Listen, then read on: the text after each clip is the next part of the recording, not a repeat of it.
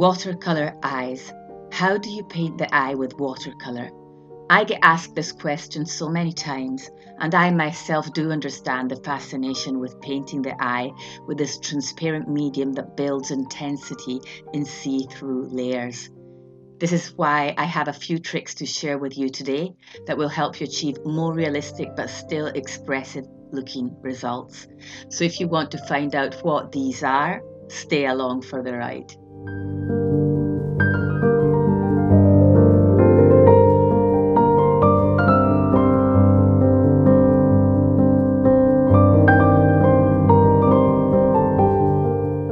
By the way, my name is Fiona Di Pinto and this is Drawings in a Drawer. On here we discuss everything watercolour, so if that is something that might interest you, be sure to click on that notification bell so you won't miss any of my future uploads. And now, let's jump right into the video.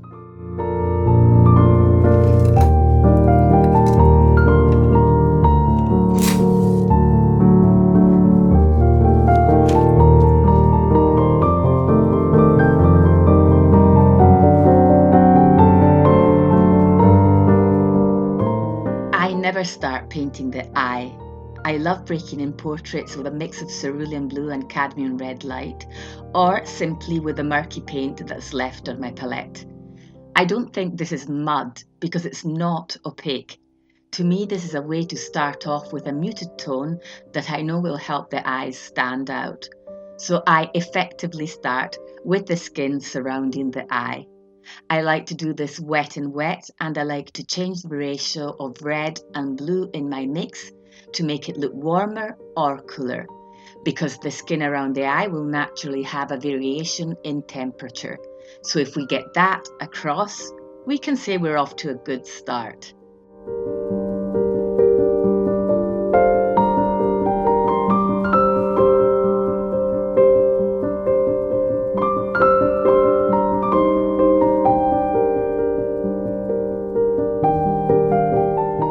These tricks might not reflect everyone's process for painting the watercolour. I am sure they don't, but this is the technique I have developed to approach this subject from a different angle, make it more fun, and it's just what works best for me. Start with imprecision. Press the brush down with your mix of blue and red. The smudginess this creates around the eye is a perfect way to bring the focus where we want it to be, within the gaze. And to do that, the eye must not appear flat either. The white of the eye is often overlooked as something not that important, but it is in the very corner of the eye, where the eyeball turns back into the eye socket. That is where we'll have the deepest shadows. So a crucial trick is to go much darker than you'd think of in the white of the eye, whose official name is actually sclera. There is loads of shadow in the white of the eye, and you need to show that.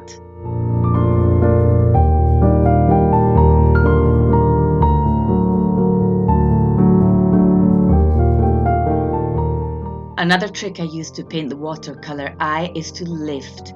Lift out the paint with your clean damp brush, lift with kitchen paper. I repeatedly go into the lower half of the iris throughout the painting process to allow the paint to barely tint the paper, and then I lift it out. The lower half of the iris is almost always less in shadow or more in light than the top half. Lifting rather than blending is what will give you that seamless base to paint a beautiful eye that looks real. And straight on to our next trick, keep eyelashes to a minimum. Less is more. If in doubt, use a mix of brown, start off light, lift. If still in doubt, why not skip the eyelashes completely? An overworked lash that looks stiff and dark will completely shift the focus. It will distract the viewer from the eye.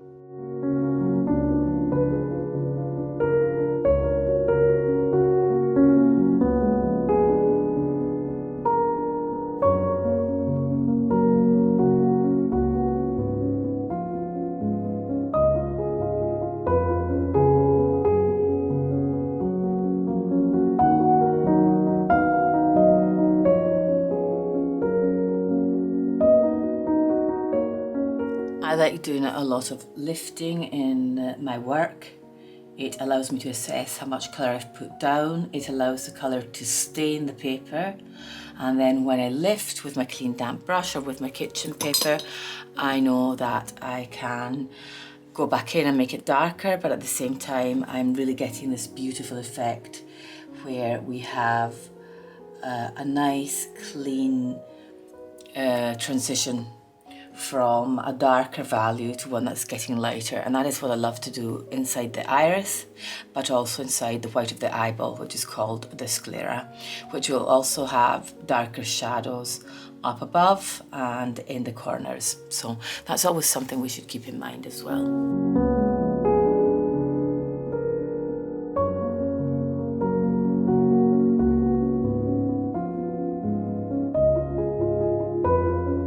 As far as the eyebrows go, as with the eyelashes, less is more. Even if you're portraying someone with very thick eyebrows, tread carefully in thin layers. Be sure you're checking the direction the hairs grow in, which is usually more vertical towards the bridge of the nose and more horizontal or even in a downwards way in the wing of the eyebrow. In this painting, you'll have noticed I made the eyes different colours, but even when I don't do this, one eye may appear darker than the other because it's catching the light differently. So notice these things. And when painting the iris, as you can see me do here, this technique is super beginner friendly as it gives you a bit more control. Drop pinpricks of paint, move them around slightly with your brush, blot with your kitchen paper and repeat. Painting watercolour eyes this way is much less scary.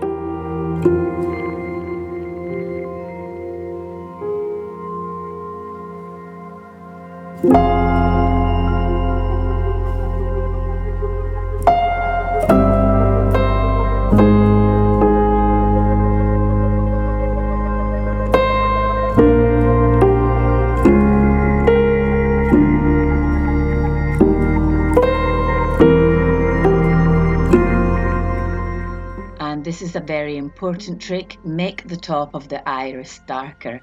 I often use neutral tint or indigo. There will be a shadow here cast by eyelashes, the eyelid, the brow, so make sure you show that. Press in a slightly thicker mix of paint and then pull it down gently, always continuing to lift when you feel you've gone in too heavy. When you go into the pupil, make sure you observe where its position is and its size and shape. Getting this wrong could give the eye a strange look. And another super useful trick is to add specks of colour within the iris. In this case, I used ochres and browns and greens. But last but not least is to paint a dark ring around the iris. The contrast will really make your watercolour eyes come to life.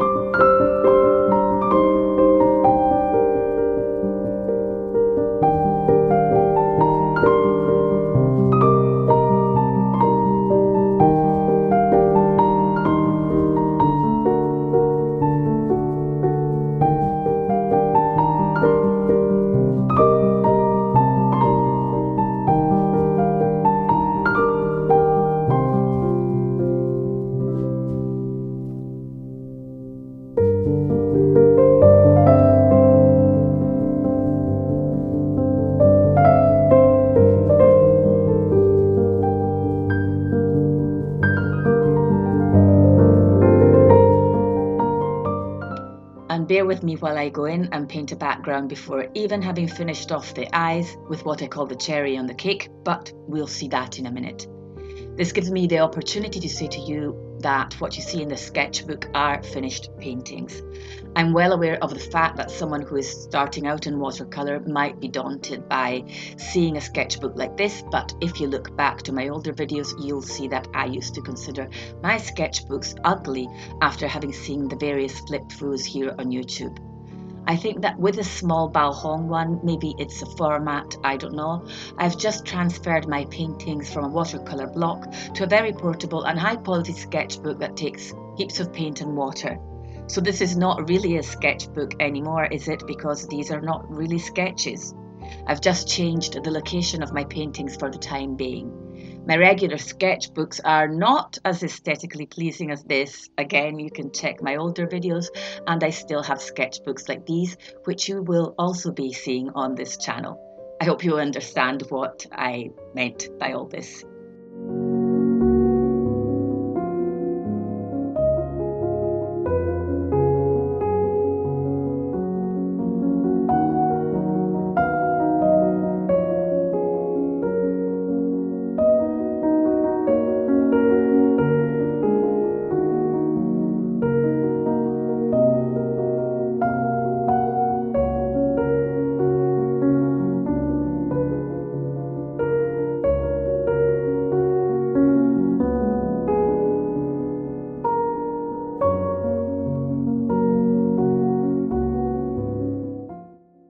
And now it's the cherry on the cake.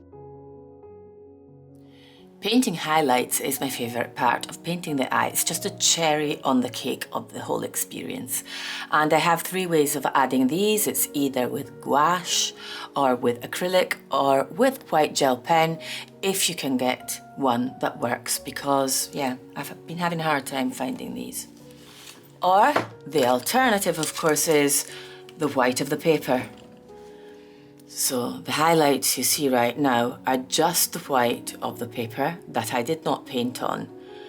Wet paint does not go where the surface is dry, so by never wetting that area, it just remained white. But to me that is not enough, so I like to go in, and I've actually found a gel pen that works, and yes, it's a pure coincidence, I think, but I will go in and show you how I add the highlights. Remember that there is almost always going to be a highlight in the tear duct. So place one there. And you can see that immediately brings another area of the eye into focus, making the whole eye more complete. But now is when, having darkened up the sclera, or the white of the eye, will come in more useful than ever. Because when we pop a highlight into that area, the fact that the background is dark will make it stand out so much more. And you can see just by looking at the difference between the 2 eyes, and I'm not done yet. I will be adding another highlight in the eye, just because here I am not thinking that less is more. For me, I have to kind of hold myself back a little bit when it comes to highlights.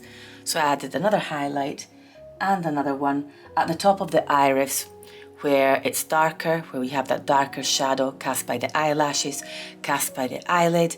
And another little trick I have is to also sometimes add a little white eyelash. Just a wispy little white eyelash, as if it's been caught by a ray of light. And that just really brings the eye to life.